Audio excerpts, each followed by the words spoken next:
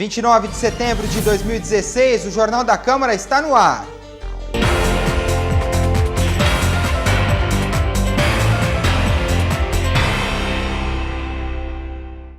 E acompanhe agora o resumo da última sessão ordinária da Câmara, realizada na terça-feira passada. O primeiro projeto da pauta foi de autoria do vereador Maurício Gasparini, que declara a banda da Polícia Militar de Ribeirão Preto patrimônio cultural e material da cidade. Depois da aprovação do projeto de lei, a banda se apresentou em plenário.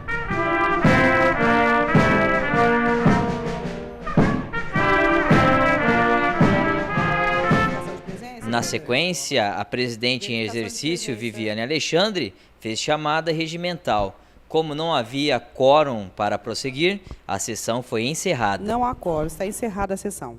Os projetos da pauta que serão agendados em outras sessões ordinárias são os seguintes. Projeto de lei do vereador Beto Canguçu que institui mecanismos de participação social na elaboração da lei orçamentária anual. Projeto de lei complementar do vereador Maurício Gasparini, que altera a redação na lei complementar sobre o funcionamento de feiras itinerantes. Projeto de resolução da mesa diretora sobre a colocação à disposição da Justiça Eleitoral da Comarca de Ribeirão Preto, 108ª Zona Eleitoral, de 2 veículos e motoristas para o primeiro e segundo turno das eleições municipais. E, por fim, projeto de lei do vereador Capela Novas, que denomina logradouro público ou próprio municipal. Agora, a pauta da sessão de hoje. Aline. Boa noite, Tarlá. Boa noite a todos. Hoje os vereadores votam 5 projetos. Os 2 primeiros estão em regime de urgência especial. Um é do vereador Marcos Papa, que cria o selo Empresa Amiga dos Animais, e o outro é do vereador Beto Canguçu, que dispõe sobre a autorização de realização de feira de produtos naturais e artesanais da reforma agrária no município. Os 3 últimos projetos são os mesmos que estavam em pauta na sessão de terça-feira. Não foram votados por falta de quórum. Para saber mais sobre a pauta de hoje, acesse o site da Câmara, que é o www.câmararibeirãopreto.sp.gov.br. Tarlá? Baixa qualificação do trabalhador, substituição de mão de obra pelas máquinas, crise econômica no país. Essas são algumas das causas pelas quais chegamos aos quase 12 milhões de desempregados no Brasil. Uma situação que eleva os índices de pobreza e problemas sociais. Aqui em Ribeirão, o Poupa Tempo está com inscrições abertas para uma oficina que vai na contramão desses problemas. O repórter Paulo Bahia tem as informações. Bom, Tarlá, eu estou aqui no Poupa Tempo para falar um pouquinho de desemprego. Hoje o Brasil soma um grande número de desempregados, praticamente 12 milhões de pessoas estão procurando um novo emprego e é quase a população total da cidade de São Paulo. E aqui em Ribeirão Preto temos esse trabalho no Poupa Tempo que vai ajudar as pessoas nessa situação. É isso, Adriana? Isso, o time do emprego ele é uma oficina para pessoas que estão desempregadas ou maiores de 16 anos que estão na busca do primeiro emprego. São 12 aulas, a gente ensina como montar o currículo, como se comportar numa entrevista, o que você pode falar, o que não deve falar, como se vestir. E a gente faz algumas dinâmicas que caem em processo seletivo também. E a regra é estar desempregado, né, Márcia? Isso mesmo, ter mais de 16 anos, tá? Procurem o Poupa Tempo, aqui acontecem as inscrições e todas as pessoas serão orientadas, então, a reconhecer as suas capacidades técnicas e pessoais e com certeza conseguirão o emprego. Adriana, o período de aulas, quanto tempo que dura, a duração do curso, que dias da semana tem essas aulas? São sempre 2 vezes na semana, tem a duração de 3 horas por dia e são 12 encontros no total. Além das instruções, né, Márcia, é importante que vocês indicam, né, as pessoas que frequentam esse curso. Tem um mural, a gente pode observar um mural com as vagas de emprego, também ajuda, né, não só a capacitar o profissional, mas também a indicá-lo a uma nova profissão. Todas as vagas abertas aqui na Secretaria do Emprego e do Trabalho e no PAT, elas estarão disponíveis, né, para os candidatos, para os alunos do time. Adriana, para a gente finalizar aqui com você, a procura tem sido maior nesses últimos tempos do que o início, por exemplo, desse projeto? Sempre aumenta a procura. Agora, com a situação que o país está enfrentando, a busca por oportunidades ela aumenta, sim. Márcia, desde quando esse projeto ele está em vigor aqui no Poupa Tempo? Quem que é o responsável por ele? 2011, nós estamos com mais de 70 turmas, né?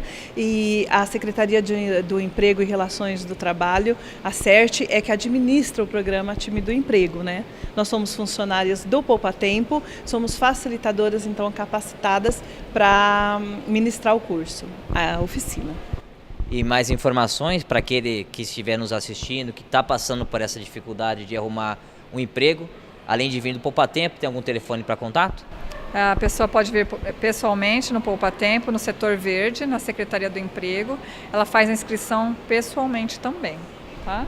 E para finalizar, tem limite de vagas para a formação de turmas?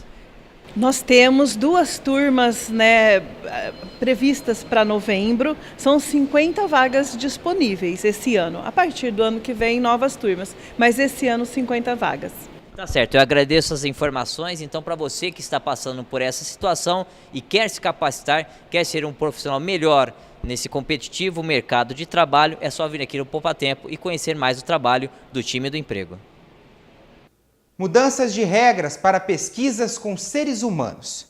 O projeto em tramitação no Senado Federal visa garantir inovação e desenvolvimento de novos medicamentos de forma ética e cria um marco regulatório para pesquisas com seres humanos do Brasil. Veja na reportagem especial da TV Senado.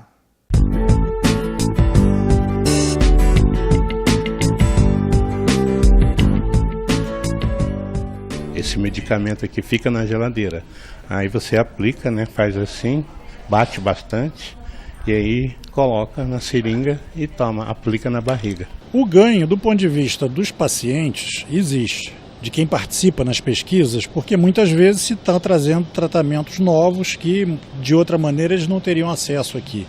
Esse projeto nasceu, vou lhe dizer, há 4 anos, quando uma pessoa de Ijuí, no interior do Rio Grande do Sul, entrou numa pesquisa clínica. Ele, aos 56 anos, teve um diagnóstico de câncer no pulmão. Você está lidando com vidas humanas, você está lidando com o impacto do que um estudo pode causar na vida de uma pessoa, de um sujeito de pesquisa, porque ele está entregando a vida dele, na verdade, à disposição da ciência. Tomo um medicamento de uma vez por mês que aplica e eu não sei qual é. Que fica aqui, eu prefiro que fique aqui do que ficar andando com ele. Você é paciente de um médico, você confia tanto nesse médico que você vai aceitar o que ele te propor. Será que o que ele está te propondo é adequado para você? Será que o que ele está propondo é ético?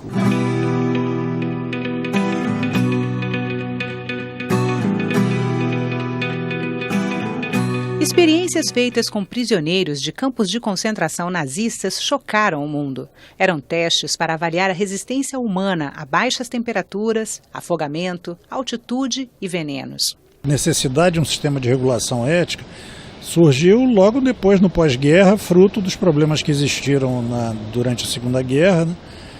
Depois de Nuremberg. A crueldade dos experimentos nazistas levou 20 médicos criminosos de guerra a julgamento em Nuremberg e resultou na criação, em 1947, do Código de Ética que estabeleceu alguns dos princípios que regem as pesquisas clínicas até hoje. O mais importante deles é que a participação deve ser voluntária. Ao médico lhe é dado a liberdade de usar diferentes terapêuticas, desde que isso possa melhorar a qualidade de vida do paciente, possa diminuir o sofrimento do paciente, possa, enfim, trazer um progresso para a ciência. Os cientistas já identificaram 2.500 enfermidades. Elas estão listadas na Classificação Internacional de Doenças da Organização Mundial de Saúde. Nós não estamos isentos do surgimento de novas doenças, infecções, aparecem todos os dias. Agora Zika, HN1 que tem matado gente. A pesquisa clínica, que é talvez um dos melhores instrumentos que a gente tem hoje para assegurar a inovação, o desenvolvimento de novos medicamentos. Todo esse processo de aprovação, certificação, execução dos testes de pesquisa clínica com seres humanos não estava baseado em lei nenhuma. eram portarias, alguns decretos, que podem mudar a qualquer momento. Garantir inovação e o desenvolvimento de novos medicamentos de forma ética, respeitando direitos dos pacientes, é o maior desafio dos parlamentares que analisam a proposta que cria um marco legal para pesquisas com seres humanos. Então nós estamos criando um sistema que dê mais segurança jurídica, tanto para os pesquisadores, quanto para as pessoas que estão, as empresas interessadas no desenvolvimento de produtos, como sobretudo para os seres humanos que participam dessa pesquisa.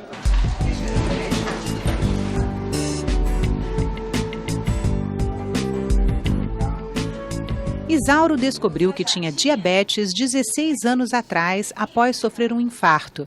Desde 2014, ele participa de um estudo clínico internacional que testa um medicamento novo para a doença. Para diminuir a diabetes, para não ficar alta. Inclusive, tem um controle aqui. Eu tenho esse controle aqui que eu faço. Isauro não é um caso isolado no Brasil. O país ocupa a 15ª posição do ranking mundial de participação em estudos clínicos, atrás da Coreia do Sul, China, países europeus e Israel. Mas é considerado um campo de testes que pode crescer muito. A gente tem potencial para recrutar pacientes que é de interesse de muitos protocolos de estudo. Então, o Brasil poderia se destacar em recrutamento de pacientes e também de uso da estrutura e de toda a nossa cultura para conduzir a pesquisa clínica. A maior parte dos grandes centros de pesquisa são públicos, nas nossas universidades federais, e aí nasce também uma perspectiva de um avanço muito grande na inovação, na indústria farmacêutica e no acompanhamento de pesquisa, de ciência mesmo, de pesquisa pelos nossos pesquisadores na área da medicina. Assim como outros países em desenvolvimento que recebem estudos internacionais, o Brasil tem a tecnologia necessária e cientistas qualificados para executar protocolos de pesquisa. Além disso, o pouco acesso que a população tem a tratamentos sofisticados em saúde torna a participação em pesquisas atraente. Uma vez dentro de um estudo, o paciente tem acesso a consultas regulares com especialistas e exames. Cuidados que Sebastiana não imaginava que um dia receberia. Perdi 14 quilos, ganhei mobilidade, ganhei mais confiança. Eu tinha medo de morrer de diabetes, morrer doente, aí acabou. Lugar nenhum é igual aqui. Mas para uma pesquisa com seres humanos sair do papel, é preciso autorização de até 3 órgãos. Primeiro, de um comitê de ética em pesquisa que faz parte das instituições pesquisadoras.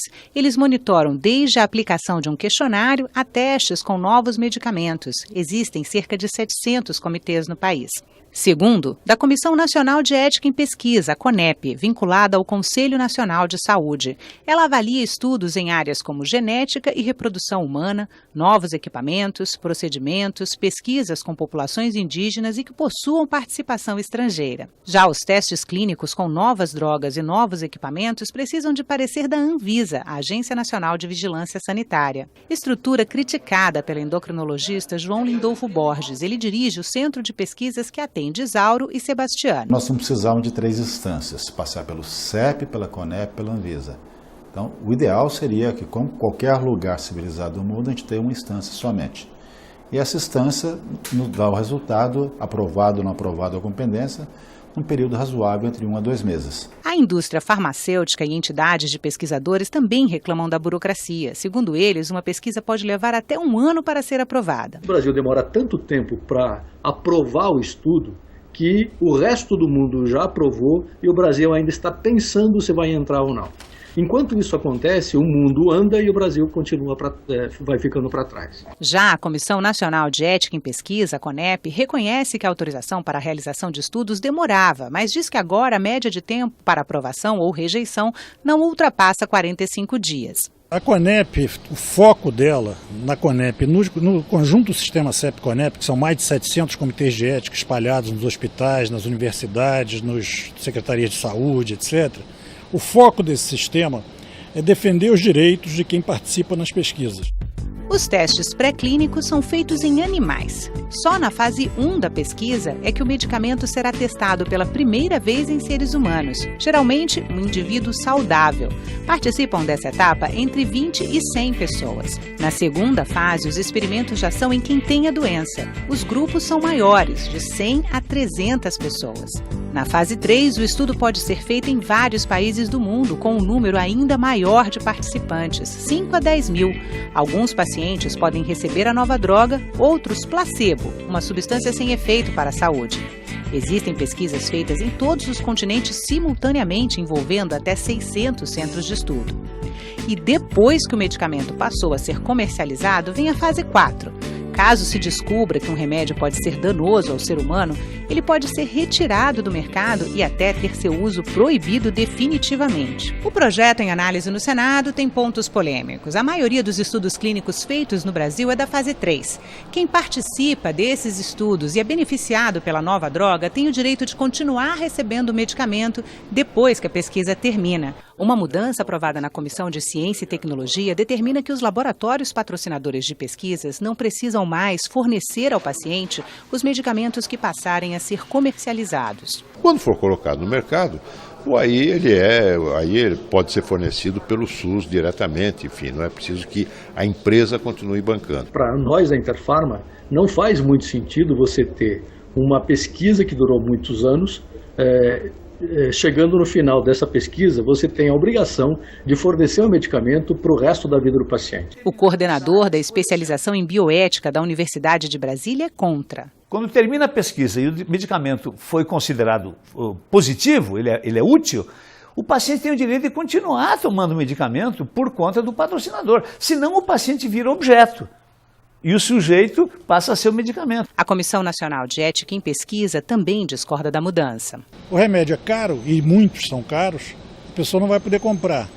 O que vai acontecer? Vai para a Justiça. O relator do projeto na Comissão de Assuntos Sociais, senador Otto Alencar, pretende manter o direito dos pacientes à medicação pós-estudo, mas também por um prazo determinado. O paciente, para ser submetido a um tratamento dessa natureza, ele tem que concordar com isso e autorizar que o medicamento seja utilizado por um período. Então, se ele se submete a isso e o laboratório amanhã vai auferir algum resultado material ou de lucro sobre esse tratamento, naturalmente o paciente deve também ser beneficiado com a utilização da medicação por mais tempo. Outro ponto controverso é o controle social das pesquisas. Atualmente, os pacientes de estudos clínicos participam dos comitês de ética, presentes em todas as instituições que se dedicam à pesquisa.